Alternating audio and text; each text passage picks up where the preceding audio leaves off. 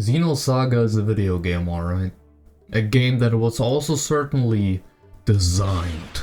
I think before I say anything about those aspects and start the review part, I'd like to point out one thing. I'm actually caught off guard by the visuals of this game. Imagine a game like Xenogears with characters as 2D sprites and cutscenes being either hand-drawn or very early 3D CG looking. So a game that looks like this only 4 years later, call me impressed. I'm not gonna lie, I'm pretty shocked with how good the visuals hold up, all things considered. You could easily play this game nowadays from a visual perspective. I will say this right away, I had fun with the game, for sure. But boy oh boy, we have to talk about some things. Besides the visuals, I absolutely adore this universe. Multiple massive companies or factions, and their powers portrayed with the spaceships they own, and their designs, firepower and size. With multiple planets and futuristic locations mentioned and also shown off, which creates such a sick futuristic sci-fi universe. That is so cool across the board. I'm a massive fan of the setting. They also introduce so many characters and build up so many mysteries where it does feel overwhelming, yet very entertaining, for me at least. But hey, that's kind of the typical Xeno experience. I like the entire cast of characters, although I do have a few words on Shion later on. Someone like Cherenkov had a surprisingly good character arc for being more or less just a side character, but I gotta stop you right there for a second. Albedo. Brother, this dude might already be in my top 3 favorite Xeno antagonists. His voice actor did a phenomenal job. Without going into spoilers, he's essentially just Malos, but with a significantly more serious case of being mentally damaged. I love him. The voice acting in general seems pretty solid to me. I'm not sure what I expected, but I am pleasantly surprised. The game is also full of side content, and no, I don't mean side quests from characters you meet, although you also have those. You can collect cards for a card game. You have access to a casino with slots and poker where you can win chips to unlock concept art and in-game items and accessories. I find that brilliant, to be honest.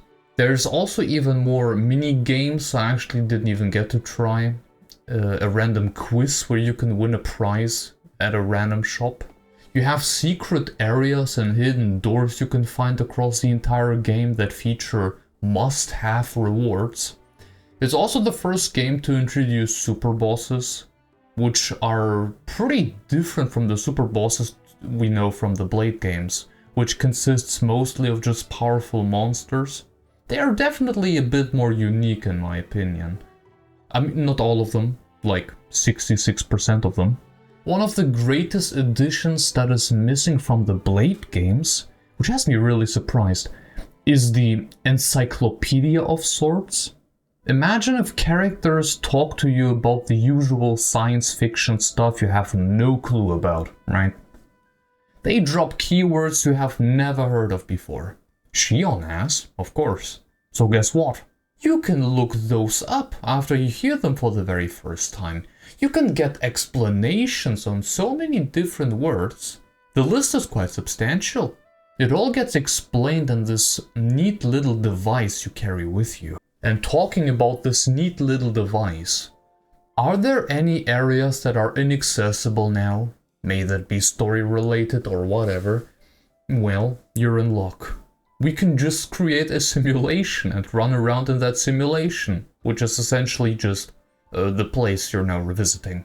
This is pretty cool. I think this is a great solution to a problem of the fear of missing stuff in the previous location. You can always go back later on. I like it. Coming back to the characters a bit, skill trees for ether abilities. You can share these ether abilities between characters. This must be the game with one of the most modifiable characters I have ever seen. This is pretty unique. with the skill menu letting you extract abilities from accessories. You're able to have 3 skills equipped from the items at the same time. You can straight up modify your stats, and with enough points, max everything out. This is pretty nutty stuff. The game is also significantly more cinematic, also during regular battles, with different camera angles here and there, sometimes even pre-rendered cutscenes for even cooler moves. Good stuff. Good stuff. Well, that leads me to the criticism part. Those battles are so slow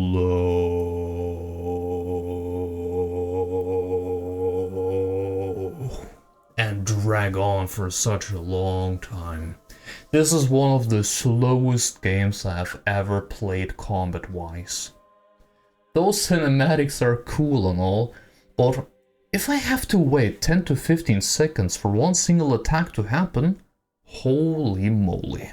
I mentioned the game design. You know what makes the combat worse?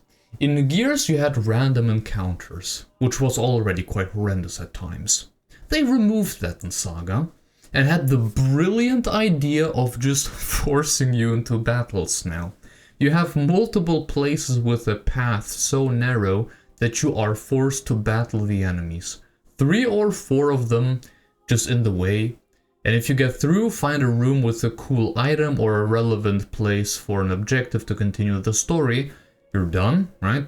Leave back to that same room, the one with the enemies that you just defeated right a moment ago. Well, joke's on you, if you leave the room and come back, all enemies have respawned. They always do. This game forces you into so many battles. The amount of ridiculous advantages they have at times too, like, I'm just a regular ant, but I can create poisonous clouds that drain my HP by 33% of my entire health bar with each tick. And the other dude over there, he has 10 boost points from the get-go. If you know, you know. I don't think I have to mention that nothing gets explained to you. This is like a classic at this point. They also now abbreviate words to a point where you have no clue what anything means. They made such weird decisions at times. Also for things that happen during regular gameplay that just kills the pacing. You know what they also killed? The soundtrack. Although I'd like to ask, what soundtrack? There is not a single area theme, dude. Battle themes? Nah, what battle themes? You have the standard battle theme for regular enemies, bosses, super bosses. But the final boss gets at least one new song. Fantastic. Incredible.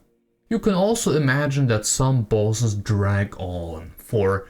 I swear, I had a boss fight that took like almost an hour. I don't know. There was one boss where I was supposed to lose, but as a gamer, I never lose no matter what. So I pushed through and got a rare item, which became somewhat obsolete relatively quickly. Also, another thing I mentioned before is the characters, or more specifically, Xion. I think I like Xion, but she isn't exactly emotionally intelligent. Or maybe she's a bit... I don't think narcissistic is the right word. Maybe apathetic at times? She seems to care about her clankers way more than her fellow companions, especially Alan. Although Alan, not gonna lie, is a little bit of a wimp. I also get the feeling that she's a bit naive at times with her reactions. Or a bit careless? I don't know. For a supposed genius and mastermind, she certainly doesn't act this way at times. But oh well. Lastly, I'm honestly kinda split on how to feel about this one. The last point. I understand both sides here. On one hand, the ending felt a bit too abrupt. They straight up introduced new characters and locations, although there are so many questions regarding this game's mysteries they haven't answered yet. Like, I get it, they were confident that Xenosaga 2 will happen, but they overdid it a bit with the cliffhanger. This ain't the cliffhanger anymore. It's one of those empty Tears of the Kingdom sky islands where this whole thing is just one single cliff. Like, dang, okay. I think it's a solid game. I certainly enjoyed my time with it, although it sure was quite frustrating at times. More than it should have been. But most of those things can be resolved by just quality of life features.